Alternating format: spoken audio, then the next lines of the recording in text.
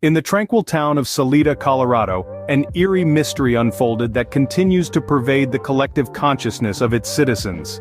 The tale revolves around Suzanne Morphew, a cherished town member, whose abrupt disappearance on Mother's Day 2020 sent shockwaves through the peaceful community. Imagine, it's Mother's Day, May 10, 2020, Suzanne Morphew disappears without a trace. What began as a normal day in beautiful Salida soon turned into a terrifying ordeal. Suzanne, a loving mother, vanished. She had embarked on her usual morning bike ride, embracing the tranquility of her surroundings, but as hours passed, an eerie silence fell. Suzanne didn't return. Her bike was later found not far from her home, fear throughout the town. The trails that Suzanne often traversed now bore witness to a perplexing riddle. Her husband, Barry Morphew, suggested the possibility of a mountain lion attack. Despite the rugged Colorado terrain being accustomed to wildlife encounters, something about this theory seemed unfounded.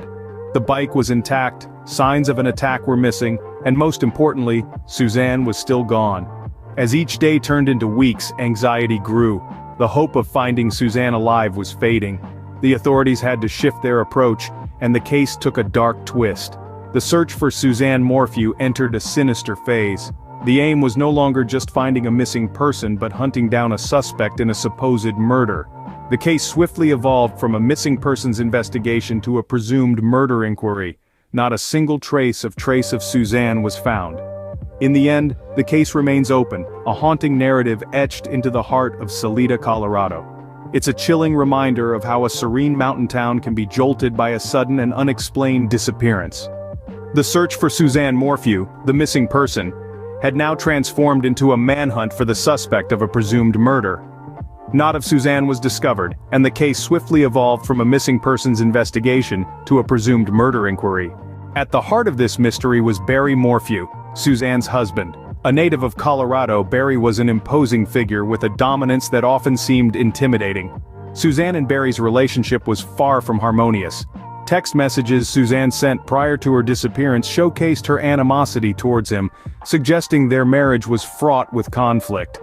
Barry's narrative of the day Suzanne vanished presented several anomalies, which piqued the investigators' curiosity. His alibi was unusual to say the least. He claimed he was hunting chipmunks at the time. Yes, you read that correctly, chipmunks. Barry asserted that he was in pursuit of these diminutive creatures when Suzanne disappeared. Could this be a smokescreen, a diversionary tactic designed to mislead the investigators? Suspicion intensified when Barry's mobile phone activity was examined. On the day Suzanne vanished, his phone signals were detected around their residence, clashing with his assertion that he was away. This baffling detail, coupled with the chipmunk alibi, cast a dark cloud of doubt over Barry's claims of innocence. Their wedded life was riddled with issues. Suzanne's text painted a portrait of a woman who was deeply disappointed and irate with her spouse. Her frustrations were not hidden, suggesting a potential reason for Barry to harm, but could these be the frantic rantings of a distraught wife, or indications of something more ominous? Nonetheless, despite the suspicious circumstances enveloping Barry, the case was far from being conclusively solved. The incriminating proof against him was mostly circumstantial, including his inconsistent alibi and the suspicious phone activity. There was a lack of direct evidence tying him to Suzanne's disappearance. The case was essentially hinged on indirect evidence, none of which irrefutably implicated Barry. However, despite the suspicious circumstances surrounding Barry, the case was far from a done deal. The evidence against him was largely circumstantial, consisting of inconsistent alibis and suspicious cell phone activity. There was no direct evidence linking him to Suzanne's disappearance, but the case was far from closed, as the evidence against Barry was circumstantial at best. The case turned into a labyrinth of clues and dead ends, with over 70 investigators pouring in 1,000 hours of work. A massive operation unfolded, with the issuance of 135 search warrants and the questioning of more than 400 people. The scope of the investigation was vast, reaching far and wide in the hopes of uncovering the truth. Among the perplexing findings was a spy pen, a device capable of recording conversations without detection, uncovering a layer of secrecy within the Morphew household. This discovery added a new twist to the investigation, raising questions about the nature of the conversations captured and their relevance to Suzanne's disappearance. Another significant discovery was the DNA found on Suzanne's Range Rover's glove box. It was linked to 3 separate cases of sexual assault, throwing a wrench in the investigation and opening up a new avenue of inquiry. Who did the DNA belong to, and what was their connection to Suzanne? These questions became central to the investigators' efforts. Meanwhile, Suzanne's brother took matters into his own hands, organizing a citizen's search 4 months after his sister's disappearance. This desperate and heartfelt effort by the family served as a poignant reminder of the personal tragedy behind the headlines. However, despite the colossal efforts, the case went cold, leaving more questions than answers. Fast forward to September 22, 2023, a breakthrough in the case that no one saw coming.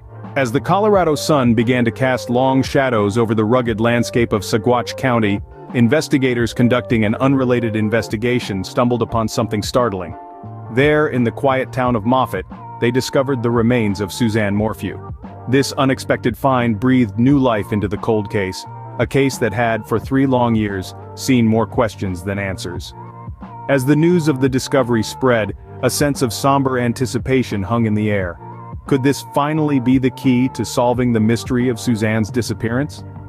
The El Paso County coroner was called in to confirm the identity of the remains. The confirmation came. It was indeed Suzanne Morphew. The news hit the community like a shockwave. The woman who had been missing, the woman whose face had been on countless posters and news bulletins, had finally been found. The location of the remains, approximately 50 miles south of Suzanne's home, was a far cry from the area originally searched by investigators.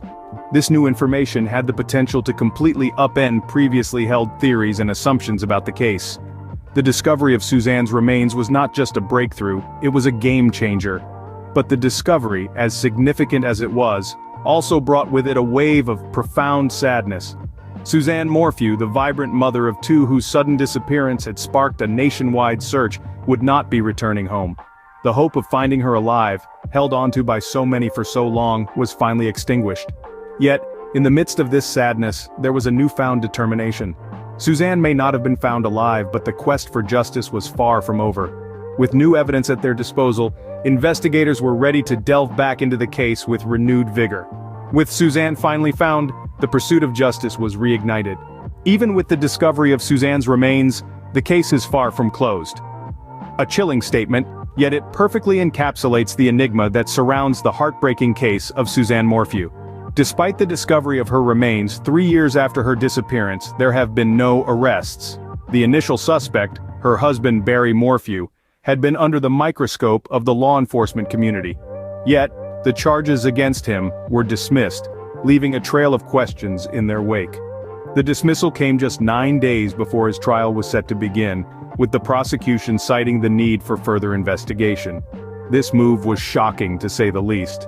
After all, over 70 investigators had poured more than 1,000 hours into Suzanne's case. 135 search warrants were issued, and scores from a pool of over 400 people were interviewed. Yet, here we are, still grappling with an unresolved mystery.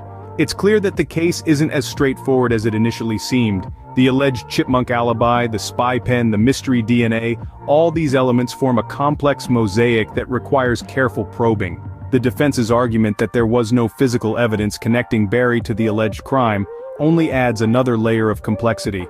The story took an even more bizarre twist when investigators discovered that Suzanne had been in contact with a man named Jeff, with whom she had a 2-year love affair.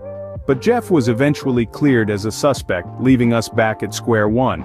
The case of Suzanne Morphew is not just a tale of a missing person but a narrative of a troubled marriage, a dominant and intimidating husband, and a wife expressing anger towards him before her disappearance. It's a story that has gripped the nation, a story that has left us all wondering, what really happened to Suzanne Morphew? As we await the final chapter in this tragic story, one thing remains clear. The heartbreaking case of Suzanne Morphew is a mystery that continues to baffle us all.